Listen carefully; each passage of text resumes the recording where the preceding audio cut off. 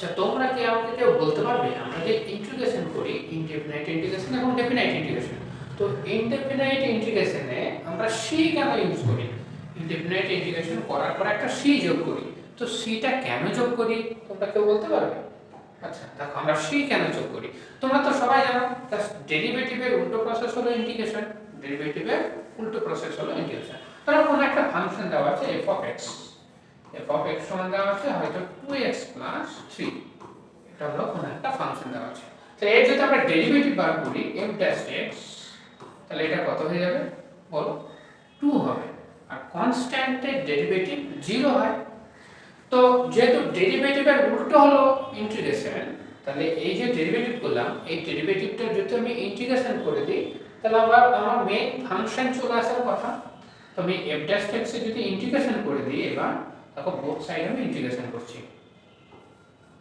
এদিকেও dx নিলাম এদিকেও dx নিলাম, তাহলে f dash x এর ইন্টিগ্রেশন পাবে f of x, আর 2 এর ইন্টিগ্রেশন পাবে তোমরা 2x, তাই না? তাহলে দেখো ডেরিভেটিভের উল্টো প্রসেস আমি ইন্টিগ্রেশন করলাম, কিন্তু যে মেইন ফাংশন যে ছিল আমি দেখো আর তাকে এখানে আর তাকে পেলাম না। কেন পেলাম না? তার কারণ হলো মেইন ফাংশনে আমার একটা কনস্ট্যান্ট যোগ ছিল।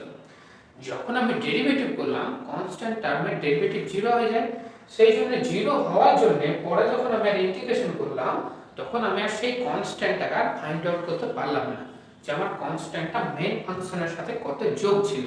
তো সেই জন্য যেহেতু কনস্ট্যান্ট টার্ম 0 হয়ে যায় ডেরিভেটিভ করলে, সেই জন্য আমরা কি করি ইন্টিগ্রেশন করার পরে আমি তো মেইন ফাংশনের কত কনস্ট্যান্ট যোগ ছিল আমি তো সেটা জানি না, তো সেইটাকে সেই জন্য আমরা কি করি একটা সি ধরে নিই।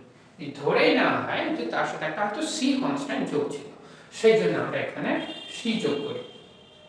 আর এটাকে ইনডেফিনাইট ইন্টিগ্রেশন কেন বলা হয় জানো তো? ইনডেফিনাইট ইন্টিগ্রেশন বলার কারণ হলো আমরা যে ফাংশনটা পেলাম, এখানে ধরো একটা লিনিয়ার ফাংশন পেলাম, তো এই ফাংশনটা তুমি এক্সাক্ট ফাংশনটা কি তুমি সেটা ডিফাইন করতে পারলে না এখানে সিটা থাকার জন্য।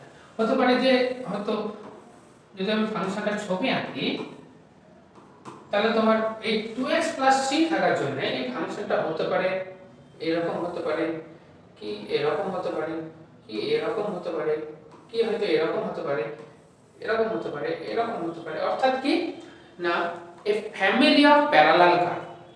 ইনডিফিনাইট ইন্টিগ্রালে কি পাওয়া যায়? এ ফ্যামিলি অফ প্যারালাল কার্ভ। এই প্যারালাল কার্ভগুলোর মধ্যে সবগুলোই সলিউশন। যেহেতু এটা ডিফাইন করা গেল না সেই জন্য এর নাম দেওয়া হয় ইনডেফিনাইট ইন্টিগ্রেশন। বোঝা গেছে?